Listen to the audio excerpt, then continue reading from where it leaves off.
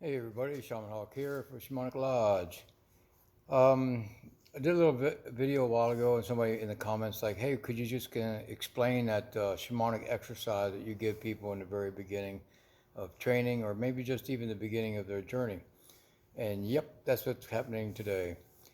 I've explained a couple times throughout the years on my videos about creating your own divination set, whether it be the rune stones, tarot cards, and other forms of scrying, smoke reading, things like that. When people ask, one of the first thing they ask is about the authenticity or effectiveness of them creating their own set. Right here, we go into self-doubt and a lot of social programming. Right? And one of the main things I do with people is to get them to trust themselves, accept themselves, love themselves, and break away from a lot of the social programming that inhibits these things within themselves. Let's go back to going out and buying a tarot deck. You go out and buy this deck. The first thing you're doing is buying just a mass-produced product with cheap labor. The next one, you're buying somebody else's interpretations of life. When you're doing your own set, that's you. That's your interpretation of life. And there's really no wrong way to do this other than overthink it. And that happens a lot with people. Actually, it happens with adults. When I do this workshop with kids or parents and their kids, the kids just fly right through it. They create their set, within a couple hours of the workshop and start to give readings right afterwards. And some of these readings are very exposing. But the adults, and most of our pollution happens right around the time of puberty or junior high school. We get all polluted with this self-doubt and programming, and we just stagnate, our own process. So you go to the office supply store or dollar store or whatever, and you buy a pack of those 3x5 index cards. I just fold up a paper towel, but they're these cards. They're about this size. On one side is just blank, and on the other side, you flip it over, you got a bunch of lines where you can write on it.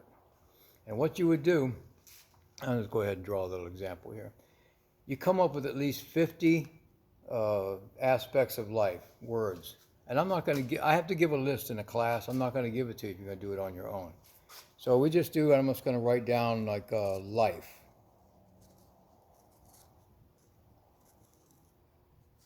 So on the blank side, I write down life, right? It might come out backwards, in the video.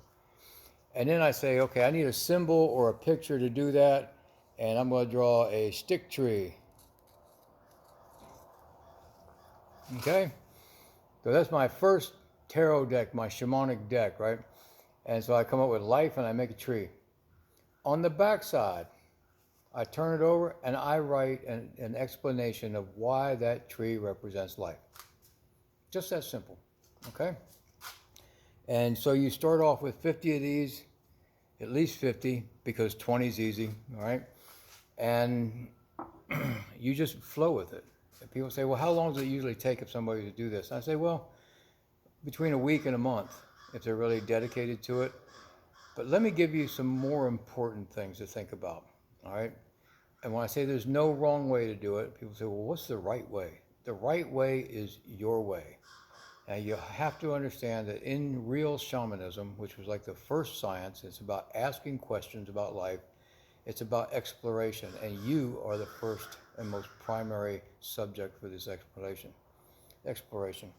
So when you're going in, you're starting to do your cards, you may come up and just write all the words first. Write down 50 words and go, I don't have any symbols. And then the next day you might do 2 or 3, next day after that 2 or 3. You may wake up in the middle of the night and do 10. That's fine. You may turn around and make a bunch of symbols, pictures, sceneries, and not know the word that goes with it at that time. That's okay. You see, don't get restrained by some dogmatic procedure. Now, when I teach a class, I have to come up with some order of sequence for the class purposes. People are paying to be there. They want a product, tangible product at the end of the course. Okay. Consumerism, capitalism, I can play that game. But when you're doing it free form like this, which I think is the best way, then take your time with it and just do it right. And when I say do it right, it's your way. And the amazing thing about this is, like, I'm working with this one guy now, and he did his deck, and then he gave, like, within the week that he made it, he gave another shaman that I just took through an apprenticeship, her a reading about some fairly significant life changes that she's going through. Great reading. Gave me a reading on some things. Great reading. You know, so you don't have to be doing this for years, before you're really good at it with someone else. And here's that fine part, all right? You should do it for years before you give the reading to someone about anything important at all. Now, you want to just do party games and some entertainment, fine. But when you're getting ready to give somebody information for life-changing events or to change the course of their life by their own decision based on the information you gave them, you could create a disaster. I want to give you a little bit more info on this because it's like learning a language. You can learn a language in a month to have you be a, not so annoying tourist. And you should learn a language when you're going to a place just to be polite. But you would not represent someone in a court case. You wouldn't translate, in the emergency room. You're not good enough for it. All right, so don't do it. And your set becomes your own dialect. It's like your shamanic dialect, your spiritual dialect. And you have to really learn this dialect because the first thing that's happening within yourself is you're learning how to articulate, with your left brain what your right brain sees. Because your right brain's in this long, continual moment that doesn't have language, doesn't have time, doesn't have sequencing, any organizations. It's just everything and anything all the time. But your left brain wants some kind of order so you can proceed through life. So these cards are almost like little mirrors in one way to reflect back what you see. Now, yeah, your hemispheres are connected, but when it comes to conscious stuff, we just don't. That's why we need altered states for meditation, for past life regressions and things like that. You need to make that uninterfered connection. Because when we wake up, we're in this conscious world on a physical plane with all kinds of noise coming in. The other thing is that the cards coming together are kind of like words. So the cards can be a letter, and when you put them together, 2 or 3 at a time, then it becomes a word. They can be words. You put 2 or 3 together, now it becomes this phrase. The way that I eventually show people how I lay them out, then it becomes this story. And you need to be able to articulate the story. There's also a little bit of interpretation that goes in there, just how we use words. Because with one person, you can pull a stone for the center of the reading, and you may give this definition. But then with another person, depending on how the other stones are surrounding it, or cards, you're going to tell them just a slightly different modification of that interpretation for that particular word and symbol. And that's because, another example is if I have 2 colors, if I have yellow and I have blue, and I put them together, now I have green. If I have red and white, now I have pink. Same thing happens with these cards, or if you put them on stones, slices of wood and branches and so on. Just an example.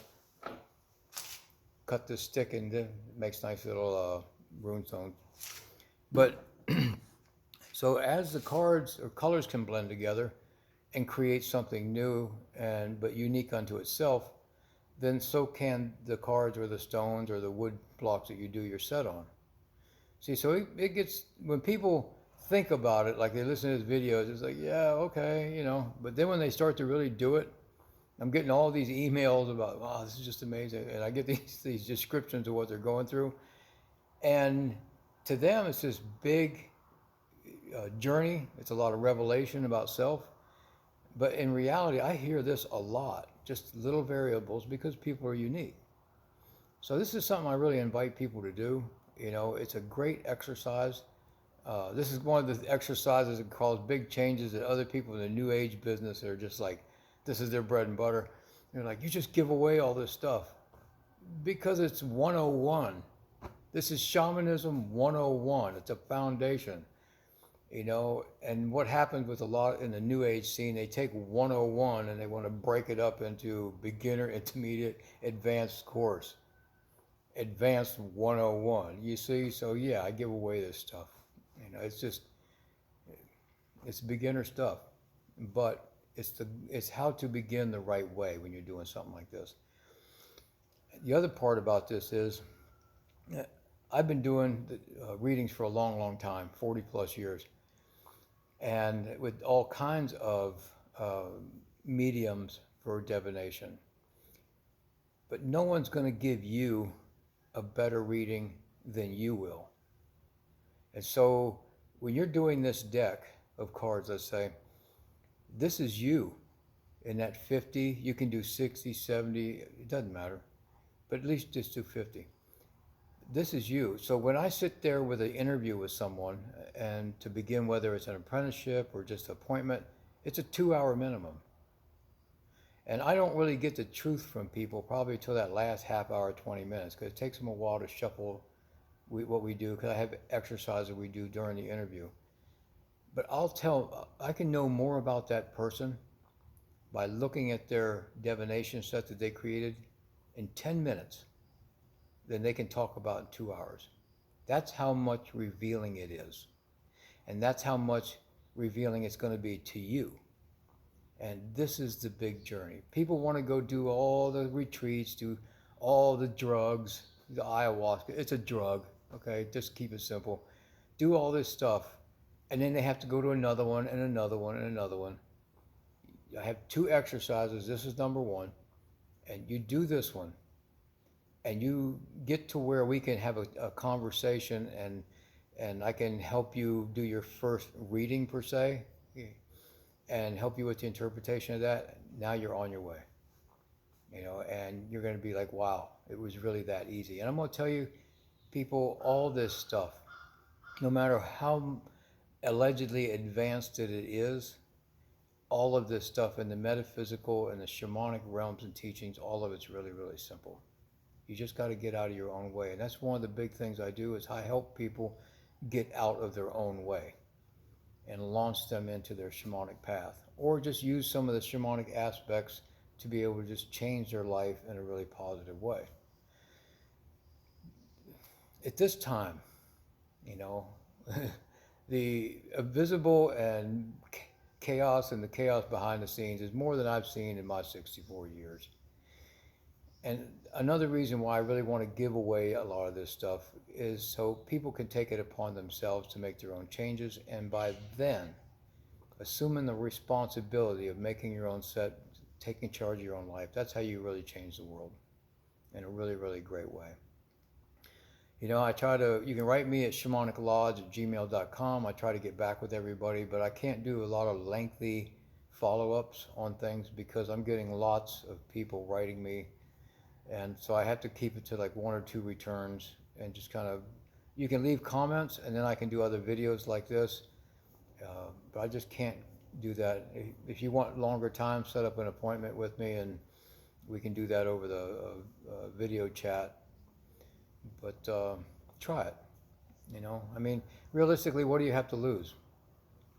This is a time when we're kind of like shut down, locked down, or just kind of like shackled a little bit. This is the time for you to undertake some great self-improvement exercises and set your goals.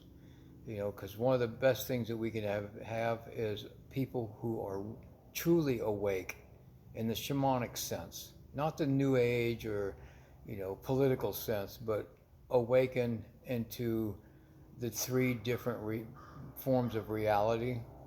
Universal reality, perceived reality, accepted reality, and be able to go into those interchangeably, and we can change all this overnight, I promise you, and then we can have a wonderful future. Thank you much, guys.